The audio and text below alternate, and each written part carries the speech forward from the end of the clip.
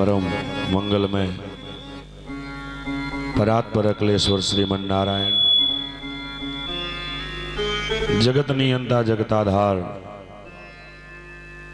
भगवान श्री कृष्ण की वांगमयी प्रतिमूर्ति भागवत रूपी इस ज्ञान गंगा में गोता लगाने के लिए पधारे खजवा ग्राम के धर्मावलंबी सज्जनों, आप सभी महानुभावों का इस धर्म मंच से नमन बंदन है, साधुवाद है। आज चतुर्थ दिवस की रात्रिकालीन बेला में हम और आप प्रवेश करेंगे दसम स्कंद की पावन कथा। श्री सुखदेव जी महाराज सुखताल गंगा जी के किनारे बैठ के राजा परीक्षित जी को श्रवण करा रहे हैं। भैया थोड़ा वॉल्यूम और बढ़ा दो, खींच रही है।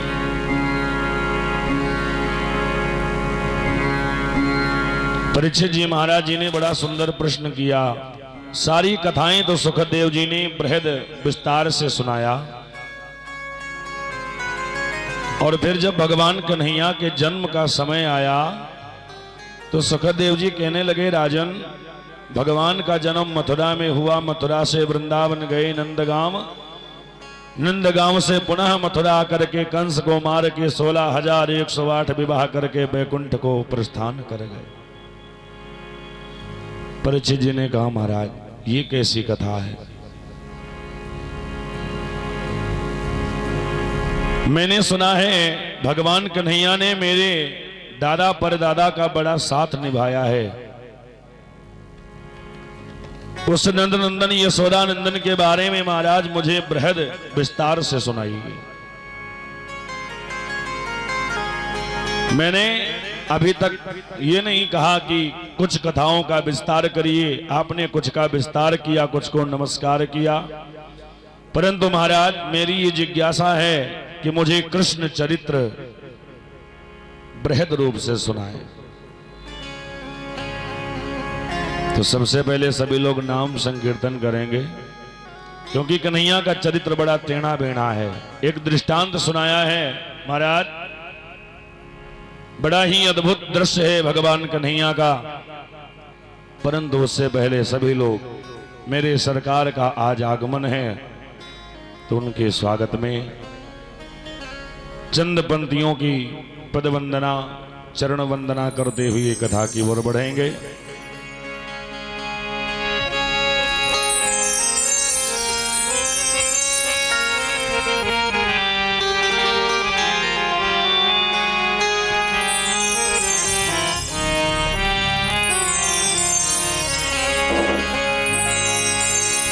मेरे सरकार आए हैं, मेरे सरकार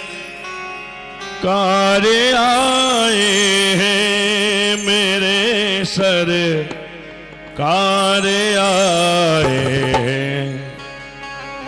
सरकार के आने पे कैसा स्वागत होता है? सजा दो घर, सजा दो घर को गुलशन सा, मेरे सरकार आए हैं। सजा दो घर को गुलशन सा, मेरे सरकार आए हैं।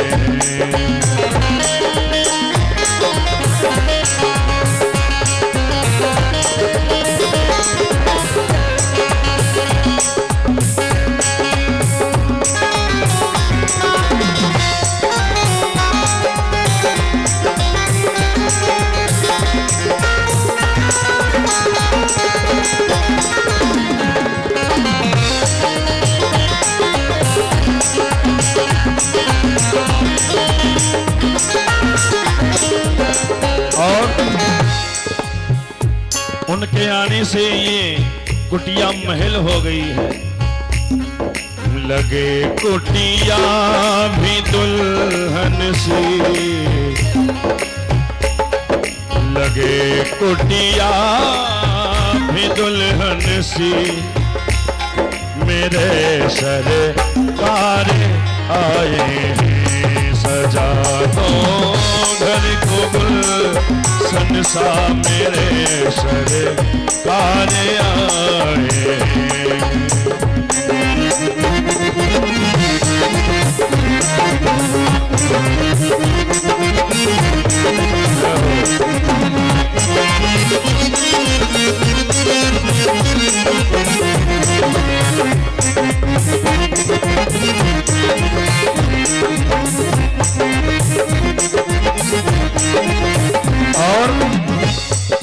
सरकार आ गए हैं मेरे गरीब खाने में। सरकार आ गए हैं मेरे गरीब खाने में। आया है दिल को सकुन उनके करीब आने में। मुद्दत से प्यासी अखियों को मिला आज वो सागर। भटका था जिनको पाने के खातिर इस जमाने में। भटका था जिनको पाने के खातिर इस जमाने में। लगे कुटिया लगे कुटिया लगे कुटिया भी दुल्हन सी मेरे सरकार आए।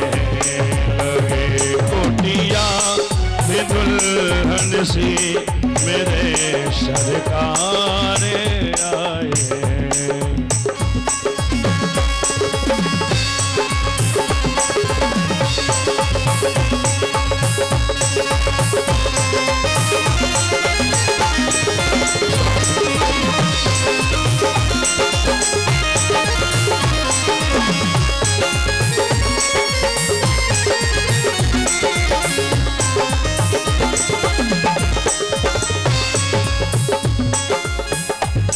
पखारो इनके चरणों को बहा कर प्रेम की गंगा।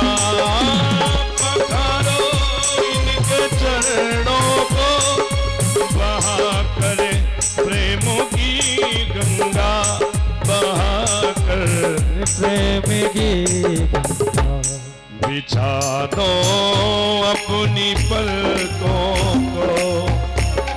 बिछा दो अपनी पलकों को मेरे सरकार आए हैं। बिछा दो अपनी पलकों को मेरे सरकार आए।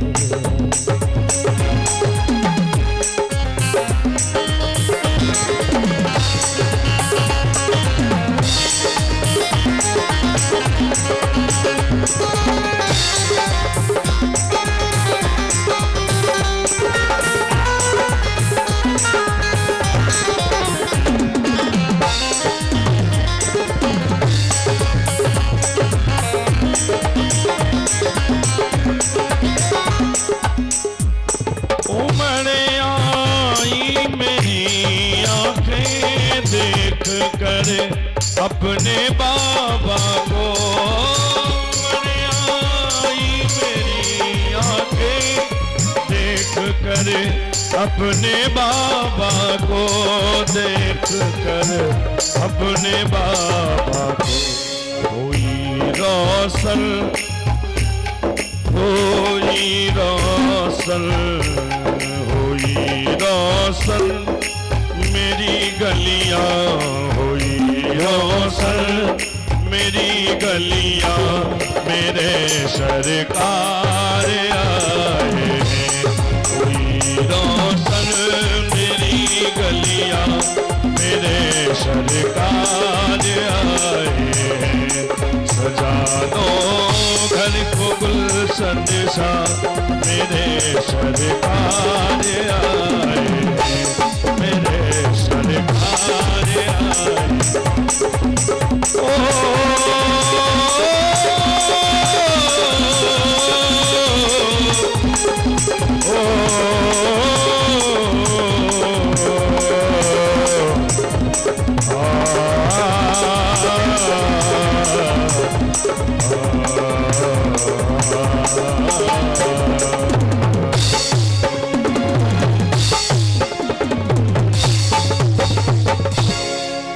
श्री वृंदावन बिहारी लाल की। जय हो। तो दसम स्कंद की पावन महिमा बड़ी ही अद्भुत है। कहते हैं कथितो वंश विस्तारो भवता सोम सूर्यो। कथितो वंश विस्तारो भवता सौम्य सूर्यो। भगवान चंद्र वंश में आए हैं। कैसे आए हैं, क्यों आए हैं, आज दसम स्कंद की महिमा हम भी सुनाएंगे। पूज्य महाराज श्री भी दसम स्कंद पे प्रकाश डालेंगे।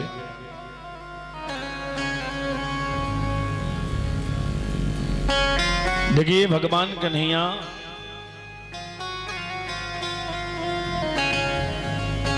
शरीर से भी टेढ़े बेढ़े हैं और इनकी कथा भी टेढ़ी है।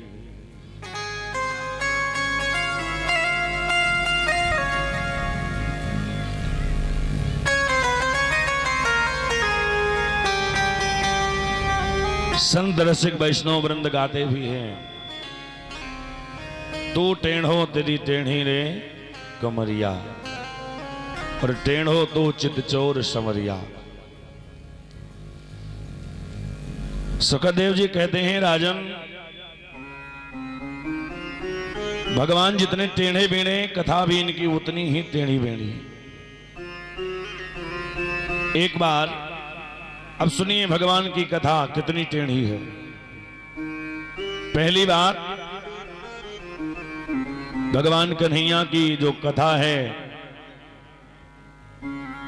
जब बड़े ही ध्यान से आप श्रवण करोगे तभी समझ में आएगा।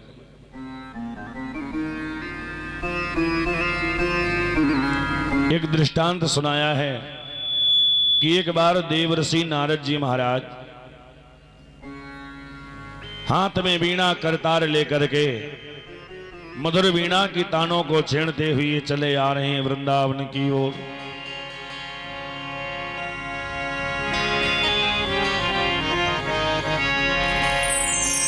एक बार करतल धनी वीणा गावत हरि गुण गान प्रवीणा। भगवान नारायण की पावन स्तुति करते हुए नारद जी महाराज वृंदावन आए। अच्छा, ब्रजभूमि की महिमा परंपार है कि वृंदावन के वृक्ष को मर्म न जाने कोई, और जहां डाल डाले और पात पे श्री राधे राधे हो। ब्रज की हर ब्रजांगना, हर गोपी ग्वाल, कण कण से, रज से एक ही आवाज आती है, भगवान कन्हैया का नाम उच्चारण, श्री किशोरी जी का नाम उच्चारण। गोपियां तो भाव से रमण रेती स्थान पर उस ढोल में लौट करके गाती हैं कि तेरी बंसी पे जाऊं बलिहार, रसिया मैं तो नाचूंगी तेरे दरबार। रसिया तेरी बंसी पे जाऊं बलिहार, रसिया रे मैं तो नाचूंगी तेरे दरबार। रसिया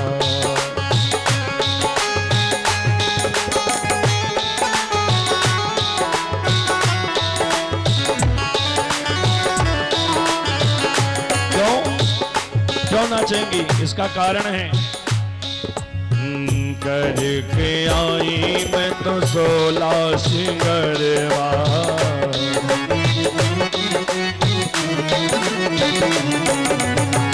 प्रेम के रंग में मन है बावरिया।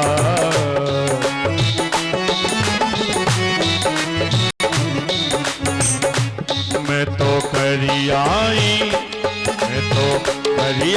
16 श्रृंगार, रसिया मैं तो नाचूंगी तेरे दरबार रसिया, तेरी बंसी पे जाऊं बलिहार, रसिया मैं तो नाचूंगी तेरे दरबार रसिया।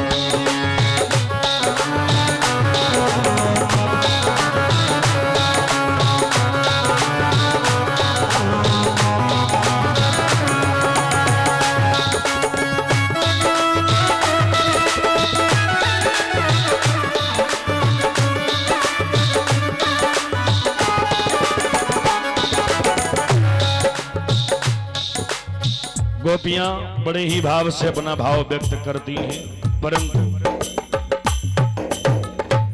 सुखदेव जी कहते हैं राजन, नारद जी आए, ब्रज की ब्रजांगनाओं को देखा, सारी मस्ती में। ब्रजांगना का मतलब होता है गोपी, जो ब्रज की गोपियां हैं। सारी गोपी सब भगवान की भक्ति में संलग्न हैं। एक गोपी वृंदावन के बाहर बैठी, बड़ी व्याकुल है, बड़ी बेचैन है। नारद जी महाराज नजदीक गए, अरे गोपी क्या हुआ? गोपी कहती है महाराज क्या बताएं, एक समस्या आ गई है। कैसी समस्या है? गोपी नारद जी से कहने लगी महाराज मुझे एक चीज बताओ, कोई ऐसा मंत्र बता दीजिए कि मैं नंद नंदन यशोदा नंदन को भूल जाऊं, मैं कन्हैया की याद को बिसरा दूं। भगवान कहने लगे, नारद जी कहने लगे बाबरी हो गई है। जिनका ध्यान करने के लिए शनकादिक देवी देवता सब लाइन में लगे रहते हैं, दर्शन पाने के लिए लाइन में लगे रहते हैं, तुम उस कन्हैया को भूलना चाहती हो? तो गोपी ने अपनी समस्या बताई महाराज। जिस दिन से नंदनंदन यशोदा नंदन ब्रज की गलियों में घूमना प्रारंभ किए हैं, कितना परेशान कर रखा है, ध्यान से सुनिए। पहली बात तो ये टेढ़ी टांग वाला हृदय में आता नहीं, और दूसरी बात आता है तो जाता नहीं। गोपी कहने लगी बाबा मैं घर में माखन बना रही हूं, कन्हैया आ गए, भाभी जी राम राम। मैंने कही राम राम। कन्हैया ने कहा क्या कर रही? मैंने कहा लाला माखन बना रही हूं, काम बताओ। भगवान कहने लगे भाभी जी सुनो, ये माखन के चक्कर में काहे पड़ी हो, आओ बैठ के हम तुम बात करें। सो गोपी लगी भगवान से वार्ता करने। अब वार्ता करते करते समय बीता जा रहा है। थोड़ी देर के बाद में सासू मां को पता चला, अरे अकेले बावरी होकर के किससे बतिया रही। आवाज लगाई, अरे बहू अकेले में किससे बात कर रही हो? कन्हैया सासू मां को नहीं दिख रहे। तब गोपी को ध्यान आया मैं किससे बतिया रही हूं, सामने देखा कन्हैया गायब है। सासू मां कहती बावरी हो गई है, अकेले अकेले ना जाने क्या बकरी गोपी। नारद जी से कहती बाबा सासू मां की मुझे बहुत डांट पड़ी। अरे ये सब छोड़ो, एक बार मैं पनघट पे पानी भरने के लिए गई, सो कन्हैया आ गए। कहा भाभी जी राम राम, मटका उठवा दो। मैंने कहा लाला हाथ लगा दे, भारी मटका उठ जाए। अब कन्हैया ने लगाया हाथ, और जो ही सर तक पहुंचा नहीं, बीच में ही छोड़ दिया, सो वो मटकी भी टूट गई। तब मैंने ध्यान से देखा कि कौन उठवा रहा है मटकी, तो देखा कन्हैया गायब। नारद जी मुस्कुरा रहे हैं गोपी की बात को सुन करके। गोपी कहने लगी बाबा हद तो तब हो गई, मैं घर के लिए सारा काम कर रही हूं, कन्हैया पहुंच गए, अब हमसे बातें करने में हमें उलझा दिया। केवल मुझे दिखते हैं, दूसरे को दिखते भी नहीं है। मैं बातों में व्यस्त हो गई, सासू मां की डांट पड़ती है, तब मुझे ध्यान आता है मैं पागल सी हो गई हूं। वो मिलता भी है, मिलता भी नहीं, बड़ी समस्या खड़ी है। नारद जी ने कहा क्या चाहती हो? कहा ऐसा कोई मंत्र बताओ मैं कन्हैया को भूल जाऊं। नारद जी हाथ जोड़ के खड़े हो गए। देवी, जिसे तू हृदय से निकालने की बात कह रही है ना, संत ऋषि मुनि वैष्णव वृंद करोड़ों वर्षों तक ध्यान लगाते हैं कि वो कन्हैया मेरे ध्यान में एक बार आ जाए। अरे तो कितनी सौभाग्यशाली है कि तेरे ध्यान से वो कभी जाता नहीं है। पहली बात तो वो किसी के ध्यान में आता नहीं, और तेरे ध्यान में आ गया तो निकालने की बात कर रही। नारद जी कहते हैं गोपी, इससे बचने का एक ही रास्ता है, ये तन मन धन सब कन्हैया को समर्पित कर दो और कह दो अब सौंप दिया है जीवन का सब भार तुम्हारे हाथों में। सुखदेव जी कहते हैं राजन, इसका क्या मतलब है? विचार करिए।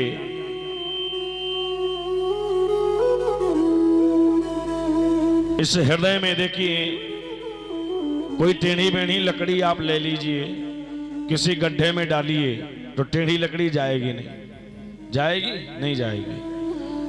और अगर किसी प्रकार से मेहनत से उसमें डाल दिया, फिर उसे खींचना पड़ जाए, बाहर निकालो, सो लकड़ी नहीं आएगी, उसी में फंस जाएगी। कुछ ऐसा ही हाल है गोपियों का। कन्हैया हृदय में जाकर के बैठ गए हैं, और ये तो टेढ़े बेढ़े सरकार हैं, जिसके हृदय में बैठ जाएं फिर निकलते नहीं। पहली बात तो बैठते नहीं, और दूसरी बात बैठने के बाद में फिर निकलते नहीं। सुखदेव जी कहते हैं राजन, ये गोपी क्या है? गोपी का मतलब क्या होता है? हम आप भक्ति करते हैं, प्रथम भगति संतन कर संगा, दोसर रत मम कथा प्रसंगा, परंतु ये गोपी क्या है?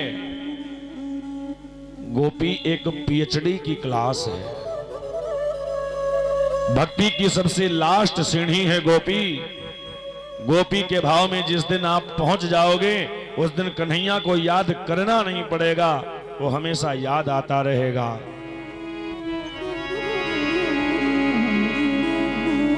वो ध्यान में आ गया सो दोबारा जाएगा नहीं। इसलिए राजन, अब आप ध्यान मग्न होकर के अपने नंदनंदन यशोदानंदन की कथा को श्रवण करें, क्योंकि वसुदेव ग्रहे साक्षात भगवान पुरुष परः। साक्षात भगवान नंदनंदन यशोदानंदन बन करके और ब्रज में अवतार लेंगे। कैसे लेंगे? भाव से समझिए। भगवान को बुलाने के लिए सबसे सरल रास्ता क्या है? तुलसीदास जी लिख रहे हैं, भक्ति जैसो नाथ नहीं।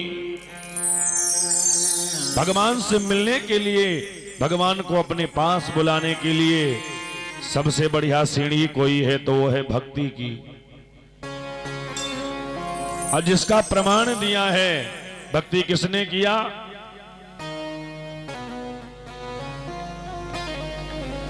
भरत जैसो भ्रात नहीं। भरत जी ने भक्ति किया है। इसीलिए आजकल हर भाई चाहता है मेरा भाई भरत के जैसा हो। भक्ति जैसो नात नहीं, भरत जैसो भ्रात नहीं। ऐसी प्रकाष्ठा बना लीजिए कि आप पीएचडी की क्लास में पहुंच जाएं। और जब आप पीएचडी की क्लास में पहुंच जाएंगे तो कलयुग में सदगुरु के रूप में श्री बालाजी महाराज हैं। कौन है? हनुमान जी महाराज। हनुमान जी महाराज जी का काम ही है बिछड़ों को मिलाना। तुलसीदास बाबा जी को भी हनुमान जी ने ही मिलाया है।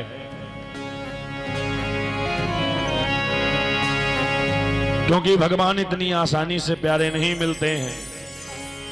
मुश्किलें होती हैं आसान बड़ी मुश्किल से, और आदमी बनता है इंसान बड़ी मुश्किल से। ढूंढने वाले को प्रभु मिल जाते हैं, लेकिन ये आंख कर सकती है पहचान बड़ी मुश्किल से। इन आंखों में मोतिया बिंद हो गया है। मिलने के लिए इस मोतिया बिंद को ठीक करना पड़ेगा।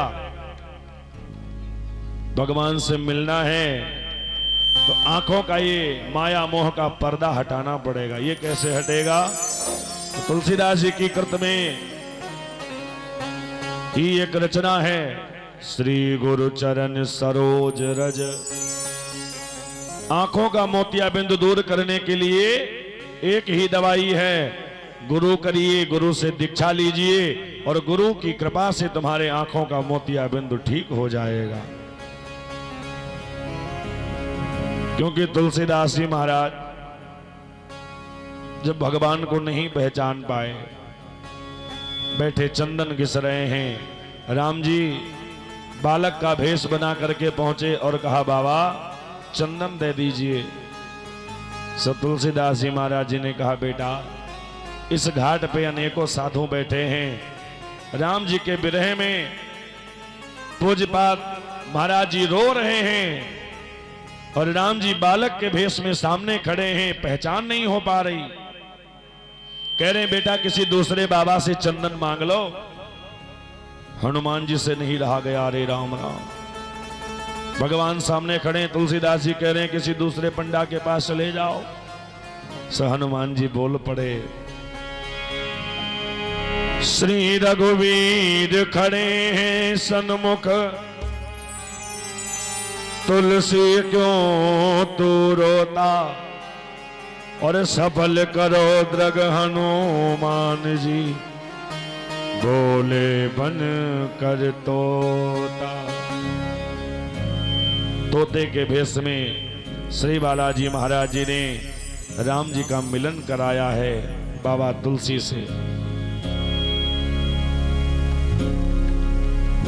कलयुग में सदगुरु के रूप में श्री हनुमान जी महाराज भक्तों को भगवत गति प्रदान कराते हैं।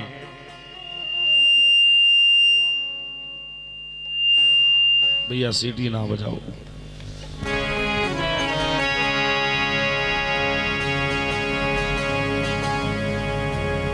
ऐसे ही बड़ी मार्मिक चर्चा 10वें स्कंद में है। भक्तों से भगवान स्वयं मिलने आ रहे हैं, ब्रजभूमि की पावन लीला करने के लिए आ रहे हैं। मथुरा नगर में एक राजा हुए हैं जिनका नाम है महाराज उग्रसेन। बड़े प्रतापी धर्ममान राजा हैं। इतने धर्मवान हैं, वह धर्मवान विद्या निधान, प्रजा को पुत्र समझता था, प्रजा को पुत्र समझता था, प्रजा को।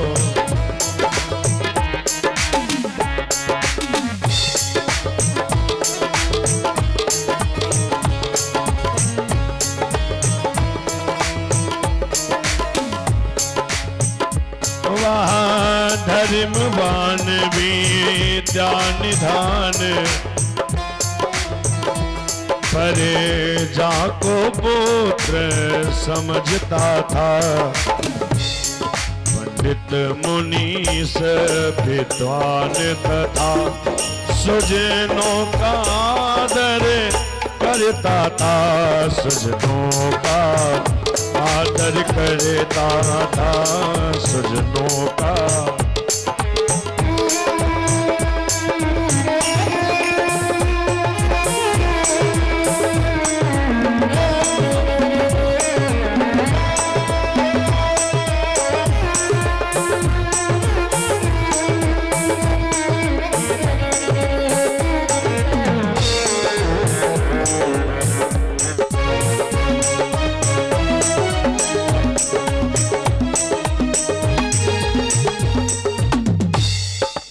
बड़े ही प्रतापी धर्मवान निष्ठावान राजा हैं महाराज उग्रसेन। इनकी भार्या जिनका नाम है पवन रेखा। पवन रेखा जी की गणना सतियों में करी गई है। सती के लक्षण क्या है? क्योंकि सती स्त्री जब तक जीवित है और उसका पति जीवित है, संत कहते हैं वो भगवान की पूजा ना कर पाए। कोई बात नहीं है, पति को परमेश्वर मान करके अगर वो पूजा करती है तो उसके समस्त मनोरथ सिद्ध हो जाते हैं। अच्छा, अगर मैं पूछूं, यहां हमारी कितनी माताएं बहनें हैं जिन्होंने सतियों के आचरण धारण किए हैं? मतलब सुबह उठ के पति का आशीर्वाद कौन कौन लेती है?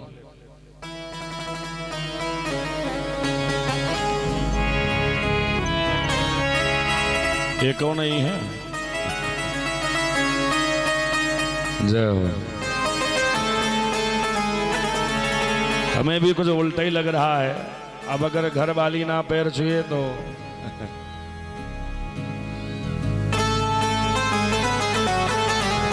देखिए, ऐसी आदत बना लीजिए। आशीर्वाद से 4 चीजें मिलती हैं, आयु, विद्या, यश और बल, जो कहीं संभव नहीं है। देवी पवन रेखा पति की सेवा में जीवन बिता रही हैं। कोई पुत्र नहीं है, संतान नहीं है। धीरे धीरे वो पावन समय आया, देवी पवन रेखा ने वृद्धावस्था में गर्भ को धारण किया। सखियों को साथ में लेकर के फुलवारी में घूमने गई, सो वहां द्रुमलिक नाम का एक दैत्य रहता है।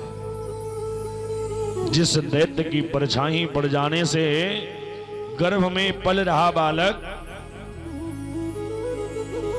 निशाचर वृत्ति का हो गया।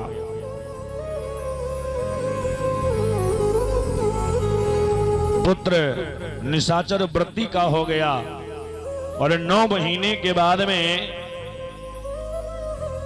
उसकी काली छाया पड़ जाने से जिस पुत्र का मथुरा में जन्म हुआ, जन्म लेते ही प्यारे आंधी तूफान बाउंडर मचने लगा। ज्योतिषियों को बुलाया। ज्योतिषियों ने बताया, महाराज ये पुत्र तुम्हारे योग्य नहीं है,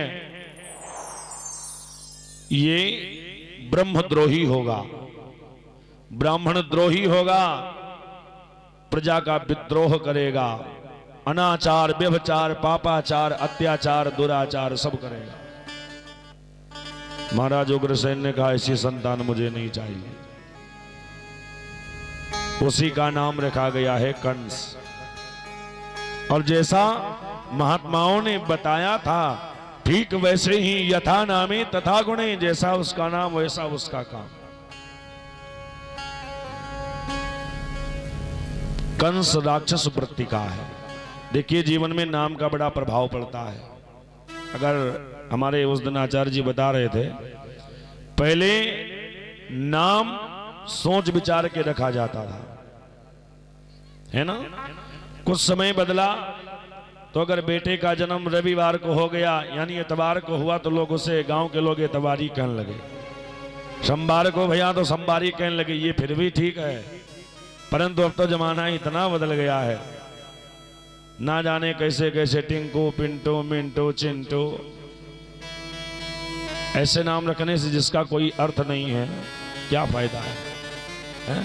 नाम का बड़ा प्रभाव होता है।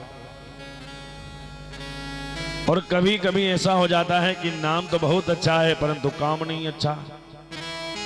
एक दृष्टांत आपको बताएं, एक भैया बहुत ज्यादा पढ़े लिखे, बहुत ज्यादा पढ़े लिखे, इतना पढ़े लिखे कि सारी बातें सब इंग्लिश में करें, परंतु घर वालों ने नाम रख दिया भोंपू। पढ़े लिखे बहुत ज्यादा, नाम रख दिया भोंपू। अब जब तक बालक छोटा रहा तब तक तो बड़ा आनंद आया, ए भोंपू इधर आओ, ए भोंपू वो कर लाओ, है ना?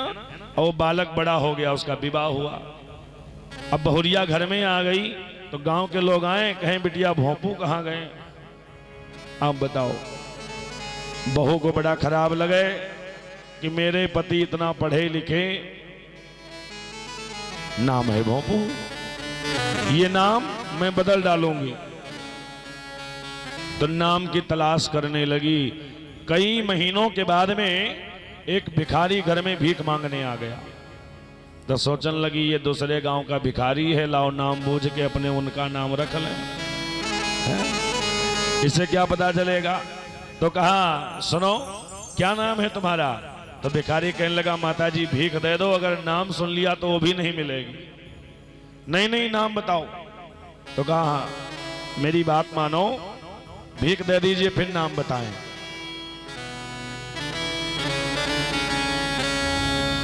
तो उसने अपना नाम बताया, देवी मेरा नाम है धनपति। पत्नी ने सोचा रे राम राम, नाम धनपति मांग रहे भीख, ऐसे नाम से क्या फायदा, ये नाम कुछ जमा नहीं। दूसरे नाम की तलाश होने लगी। इतने में एक दिन वो धर्म पत्नी बाजार पहुंच गई। प्यारे बाजार में जाकर के देखा 3 बांस जो तिगोड़ी बनाई जाती हैं, तिगोड़ी पे बकड़ा उल्टा लटका है और एक भले आदमी लिए सापट और सीताराम बोल रहे, बकड़े की काल खींचे जा रहे। इसने देखा अरे राम राम बड़ा निर्दयी आदमी है, कौन है ये। पीछे से आवाज आई, अरे बहन जी अपने गांव वाले दयाराम है। अब बताओ, नाम दयाराम, इतनी भी दया नहीं है, जानवर की खाल खींच रहे हैं। ये नाम जमा नहीं। तो तीसरे नाम की तलाश होने लगी। तब तक देखा गांव में एक अर्थी जा रही थी। सोचा ये ठीक है, इनका काम खत्म हो गया, लाओ इन्हीं का नाम रख लें अपने उनका। किसी से पूछा अरे ये बताओ ये कौन है। तो किसी ने कहा आप जानती नहीं। नहीं, अरे ये अपने गांव वाले अमरनाथ हैं। आप बताओ, नाम अमरनाथ, मगर ये तो मर गए। कहा तो नाम ही तो अमरनाथ। पत्नी ने कहा ये भाई कुछ जमा नहीं। तो उसने एक दोहा लिखा। क्या लिखा है कि अमरनाथ तो मरी गए और धनपति मां गई भीख, और दयाराम बकरा नहीं तो उनते भोंपुई नीक। दयाराम बकरा नहीं तो उनते भोंपुई नीक।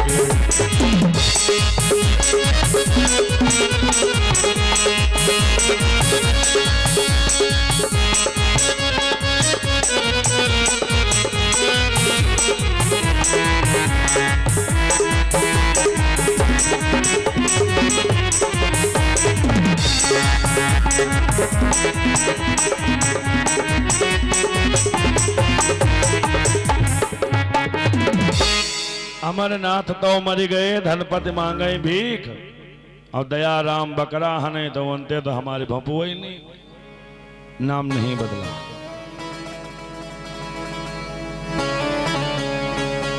देखिए बात है नाम की, नाम जो भी रखा जाए भगवान से मिलता जुलता।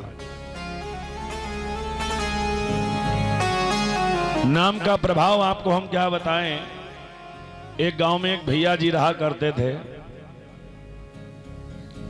जीवन में कभी भी भगवान का नाम नहीं लेते थे। कुछ महात्मा उनके दरवाजे पर आ गए।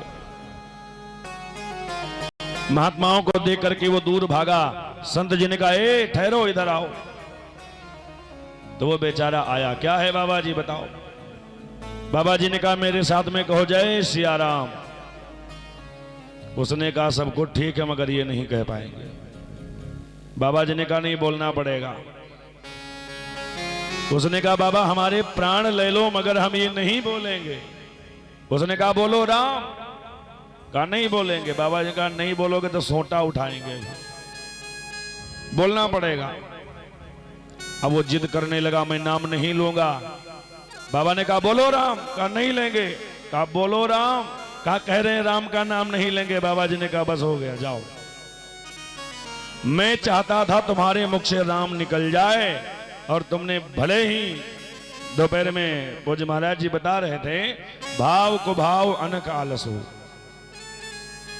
ग्लानि से दुश्मनी से जैसे भी आप नाम ले लीजिए, बिया पड़ा सो जामेगा, उल्टा पड़े या सीध। अब एक बार राम का नाम निकल गया तो संत जी ने कहा, बेटा मेरी बात ध्यान से सुन ले, जब तेरी मृत्यु हो जाए यमराज के दूत तुझे लेकर के जाएं और वहां तेरा लेखा जोखा देखा जाएगा। तुझसे कहेंगे बेटा तूने कोई पुण्य नहीं किया है तो नरक को जाएगा, तब बता देना मैंने एक बार राम कहा है। तो जब कहें ठीक है एक बार राम कहा है तो इसके बदले में मांग ले, तो मांगना मत, केवल इतना कह देना कि इसके बदले में जो मिलता हो, अब मुझे नहीं पता क्या मिलता, जो मिलता हो महाराज मुझे वो दे दीजिए। ठीक वैसे ही कुछ दिनों के बाद में उसकी मृत्यु हो गई। मरने के बाद में यमराज के दूत उसे लेकर के गए।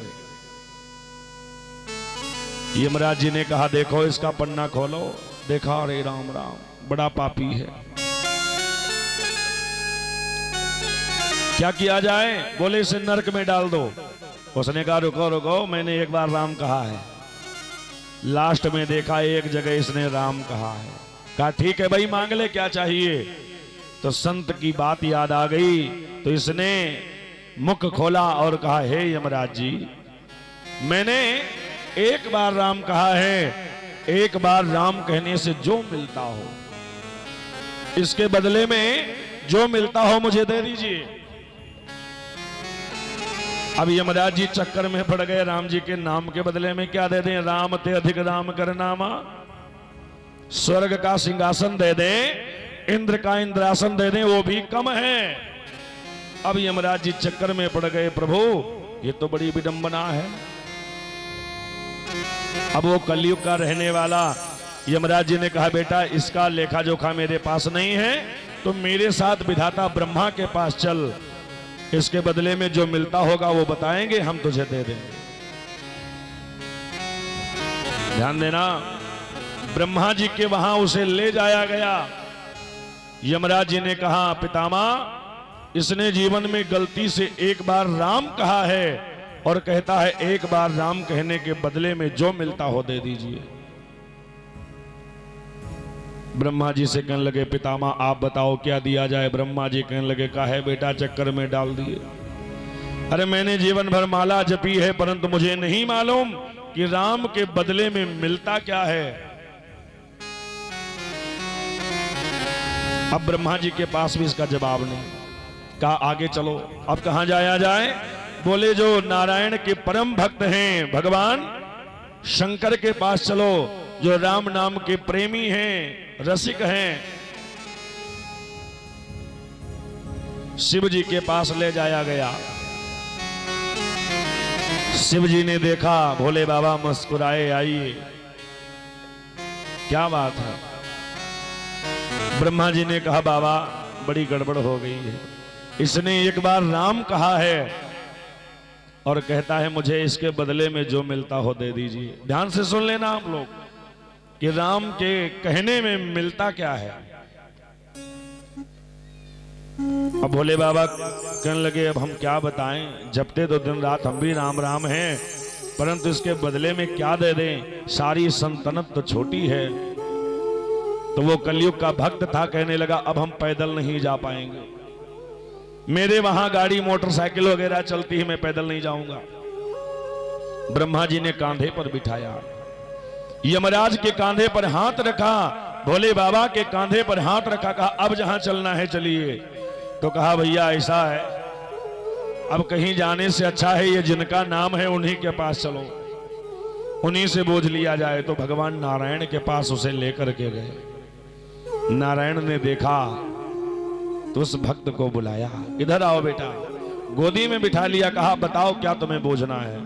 तो उसने कहा, प्रभु मैंने आपका नाम नहीं लिया है, एक बार गलती से राम कहा है, तो एक बार राम कहने के बदले में जो मिलता हो महाराज मुझे दे दीजिए, मुझे और कुछ नहीं चाहिए।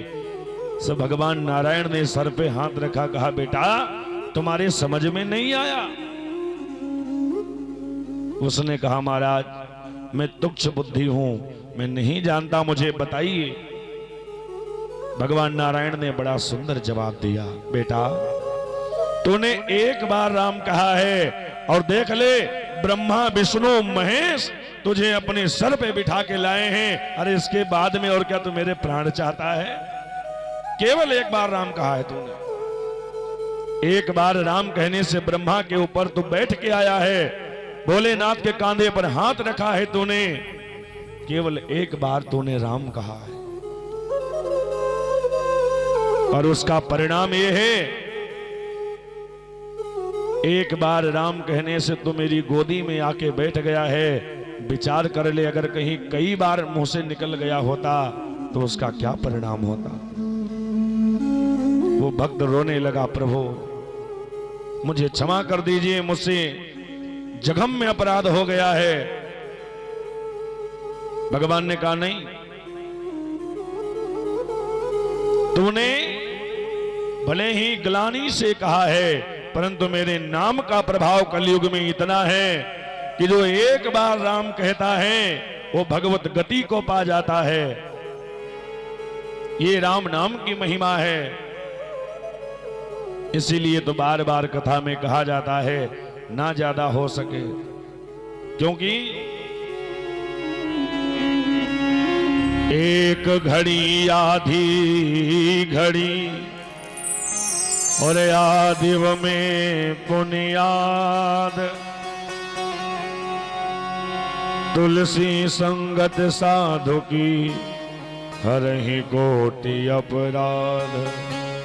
एक बार 24 घंटे में ना ज्यादा जितनी बार हो जाए मुख से राम जी का नाम अवश्य लेना चाहिए।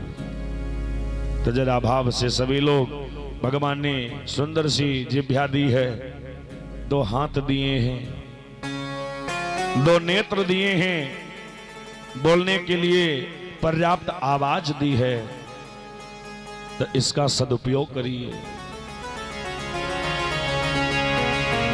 देखिए भगवान की कितनी सुंदर महिमा है कि एक बार जो राम कहता है वो भगवान का प्यारा हो जाता है।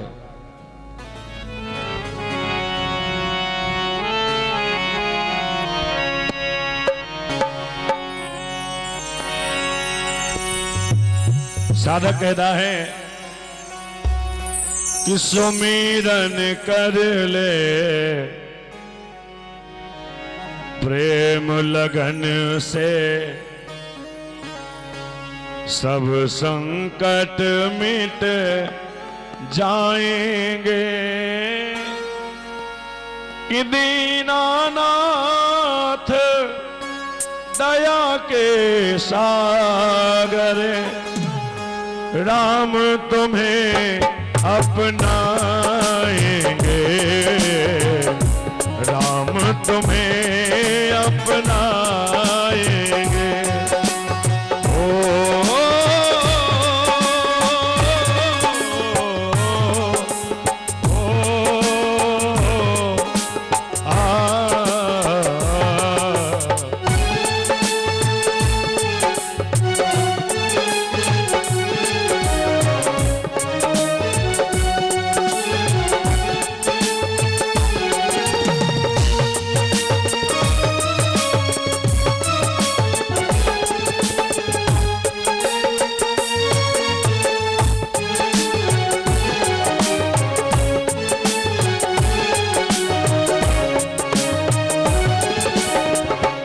ओ इस नाम को किसने गाया है? गीधे अजामिल और गणिका ने जब तेरा नाम पुकारा। गीधे अजामिल और गणिका ने जब तेरा नाम पुकारा।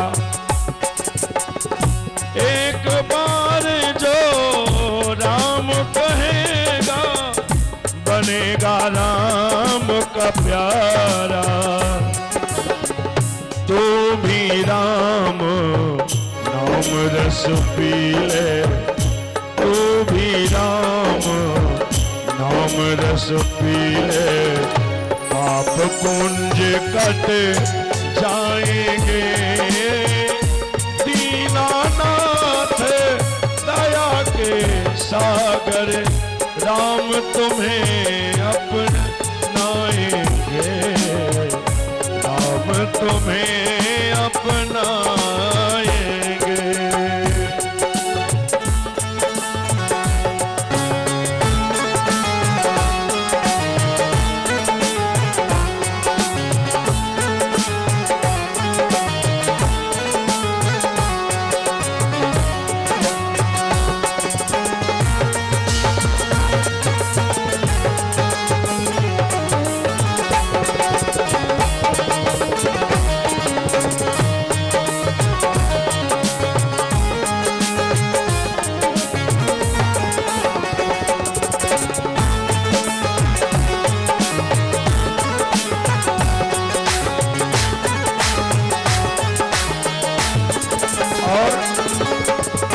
इस ठगनी माया में मन को मत रमाइए। साधक कहता है माया ऐसी अजब निराली पार कोई नहीं पाया। माया ऐसी अजब निराली पार कोई नहीं पाया। शरणागत बत सल भगवन ने भक्तों को अपनाया। करुणा कर भक्तल भगवन जी करुणा अपनी दिखाएंगे। दीन दयाल दया के सागर राम तुम्हें अपनाएंगे, राम तुम्हें अपनाएंगे। कर ले सुमिरन प्रेम लगन से, कर ले सुमिरन प्रेम लगन से सब संकट मिट जाएंगे। के सागर राम तुम्हें अपनाएंगे, राम तुम्हें अपनाएंगे, राम तुम्हें अपनाएंगे, राम तुम्हें अपनाएंगे।